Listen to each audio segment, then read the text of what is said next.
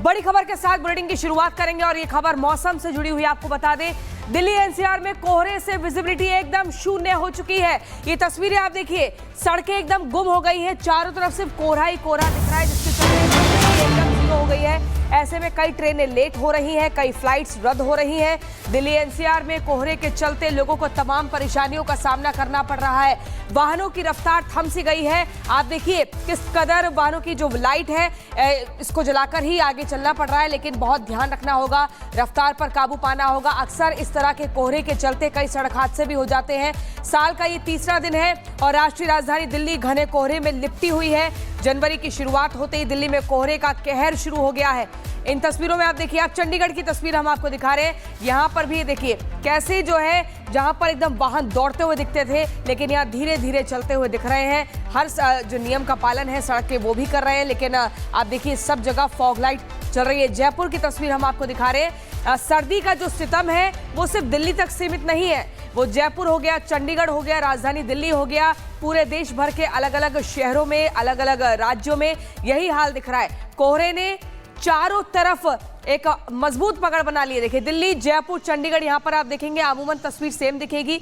वाहनों की रफ्तार थम गई है, चारों तरफ सिर्फ कोहरा ही कोहरा दिख रहा है और ऐसे में सड़कों को ढूंढना मुश्किल हो रहा है कि कहां से कौन सा रास्ता जा रहा है, क्योंकि कोहरा जबरदस्त है। जनवरी का मौसम है और अमूमन हर साल यही तस्वीर देखने को मिलती है। जब जब ये मौसम जनवरी का आता है तो विजिबिलिटी शून्य हो जाती है, चारों तरफ धुंध की परत देखने को मिलती है। हाईवे जैसे इलाकों में भी घना कोहरा है, रिहायशी इलाकों में थोड़ी मामूली राहत है, लेकिन कोहरा इतना है कि सड़क पर आ रहे मोड़ का अंदाजा लगा पाना भी मुश्किल है। सुबह के 9 बजे के आसपास भी हालात ऐसे हैं कि लोगों को गाड़ी चलाने के लिए इमरजेंसी लाइट्स का सहारा लेना पड़ रहा है। मोनिका, तो तस्वीरें आप देख रहे हैं, चाहे दिल्ली हो, जयपुर हो या चंडीगढ़ या उत्तर भारत का कोई और हिस्सा ही क्यों ना हो, हाड़ कपा देने वाली ठंड है और धुंध की चादर देखने को मिल रही है। लोमस हमारे सहयोगी दिल्ली से हमारे साथ जुड़ चुके हैं। लोमस, दिल्ली में देखा जाए तो विजिबिलिटी लगभग ना के बराबर, आगे क्या कुछ है सड़क पर ये नजर ही नहीं आ रहा है। आप जहां पर खड़े हैं वहां की तस्वीरें भी दिखाइए और क्या कुछ एडवाइजरी जारी की गई है कोहरे की वजह से वो भी बताइए। बिल्कुल मोनिका, आपको जानकारी दे दें कि धुंध के कारण पूरा उत्तर भारत यहाँ पे धीमी रफ्तार हो गई है। पूरे उत्तर भारत की आप देख सकते हैं कि अभी मैं जहाँ खड़ा हूँ वहाँ पे भी जो गाड़ियों की रफ्तार है काफ़ी धीमी हो चुकी है।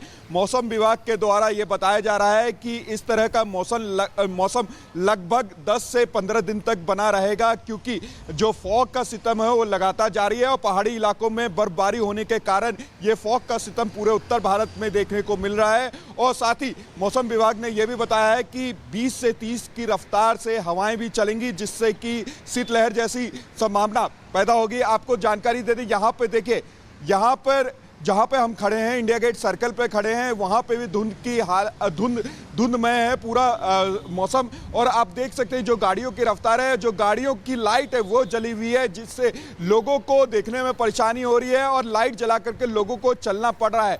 तो आप समझ सकते हैं कि धुंध से कितने लोग परेशान हैं, कितने लोगों को दिक्कत हो रही है। और साथ ही अगर बात करें ट्रेनों की, तो कई ट्रेनें लेट चल रही है धुंध के कारण, कई ट्रेनों को कैंसिल किया गया है और कई ट्रेनों के रूट डाइवर्जन किए गए हैं, क्योंकि कई ऐसे रूट्स हैं जहां पर ट्रेनों की संख्या ज़्यादा होने के कारण और लेट चलने के कारण उन ट्रेनों को दूसरे रूटों में डाला गया है, जिससे कि यात्रियों को परेशानी ना हो। लेकिन धुंध के कारण और ठंड के कारण लोगों को खासा ही दिक्कतों का सामना करना पड़ा है। इंडिया गेट सर्कल का हाल है और आप देख सकते हैं जो इंडिया गेट है वो धुंध की परत के पीछे एकदम समाया हुआ है और समझ सकते हैं कि जो विजुअलिटी है पूरी तरीके से ना के बराबर है। लोगों को दिखाई नहीं दे रहा, लोगों को गाड़ियां चलाने में दिक्कत आ रही है। और साथ ही अगर बात करें एयरपोर्ट की, तो वहां पे भी इसी तरीके से धुंध का सितम काफी छाया हुआ है, जिससे कि जो फ्लाइट्स है वो भी काफी डिले चल रही है। फ्लाइट्स के टाइमिंग को भी चेंज किया गया है और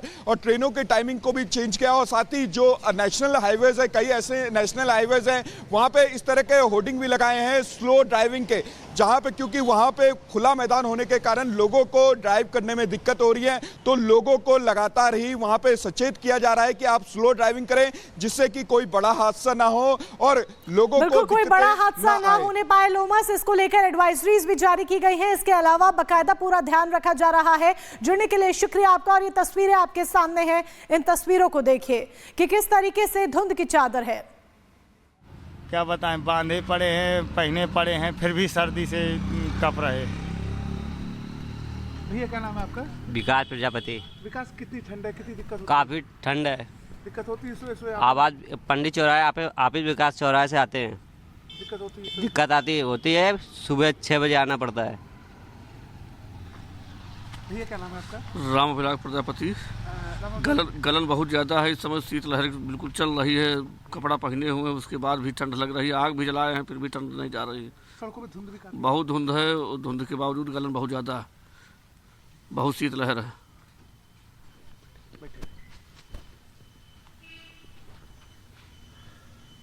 लोग कहते हुए नजर आ रहे हैं, इसके साथ ही अलाव का सहारा लेते हुए नजर आ रहे हैं, क्योंकि ठंड इतनी ज्यादा है, ऐसे में गर्माहट बेहद जरूरी है।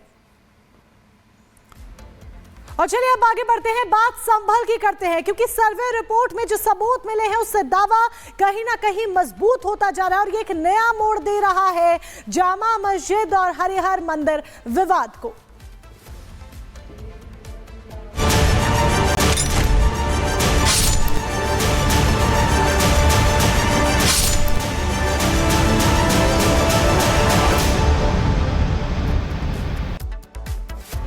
तो क्या साक्ष्य मिले हैं वो तो हम आपको बताएंगे ही, लेकिन उससे पहले संभल हिंसा से जुड़ी एक बड़ी खबर जान लीजिए। एक और आरोपी की गिरफ्तारी हुई है, बड़ी जानकारी आप तक पहुंचा दें। संभल हिंसा का एक और आरोपी गिरफ्तार हो चुका है। ताबड़तोड़ एक्शन यहां पर पुलिस लेती हुई नजर आ रही है और उन तमाम लोगों की धरपकड़ की जा रही है जिन्होंने संभल के माहौल में भंग डालने की कोशिश की, संभल के माहौल को खराब करने की कोशिश की।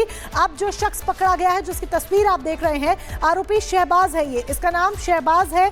आरोपी शहबाज को पुलिस ने अरेस्ट कर लिया है। गिरफ्तार आरोपी से हिंसा में इस्तेमाल हुआ तमंचा भी बरामद हुआ है। तस्वीर देखिए, एक एक दंगाई की धरपकड़ जारी है। दिल्ली में छिपकर रह रहा था आरोपी शहबाज। किस तरीके से संभल में अराजक तत्वों ने अराजकता फैलाई, दंगाइयों ने दंगा भड़काया, वहां पर किस तरीके से तमंचा लहराते नजर आए और हिंसा हुई, पथराव हुआ, उसके बाद दिल्ली में जाकर छिपकर रह रहा था ये शख्स।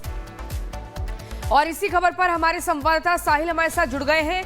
साहिल, जिस आरोपी शहबाज को पुलिस ने गिरफ्तार किया है, ये जानकारी मिल रही है कि राजधानी दिल्ली से संभल पहुंचा है। संभल के कोर्ट में इसने अपने आप को सरेंडर किया और उसके बाद इसकी गिरफ्तारी होती है। इसने हिंसा में जो तमंचा इस्तेमाल किया था वो भी बरामद किया जा चुका है।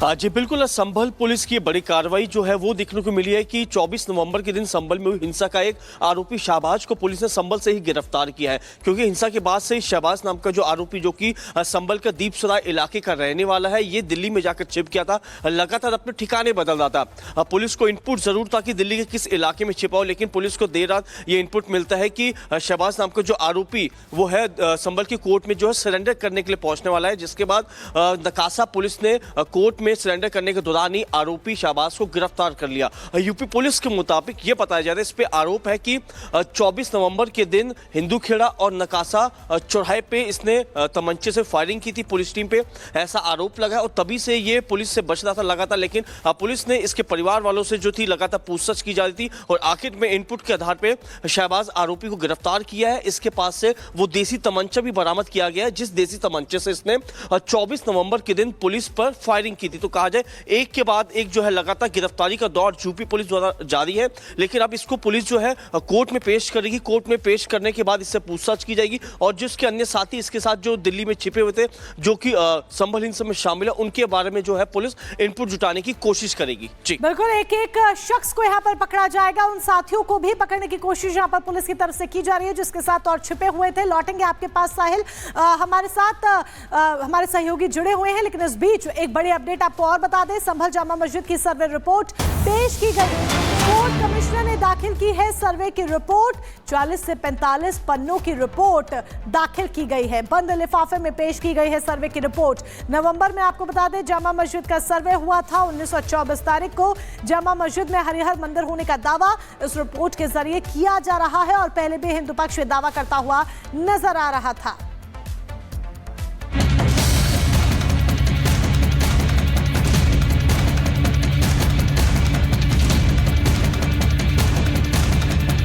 करीब 500 साल पुराने संभल का सच 1000 तस्वीरों से सामने आने वाला है। कैमरे का आविष्कार भले ही 200 साल पुराना हो, लेकिन अब यही कैमरा 500 साल पुराने इतिहास को सामने रख रहा है।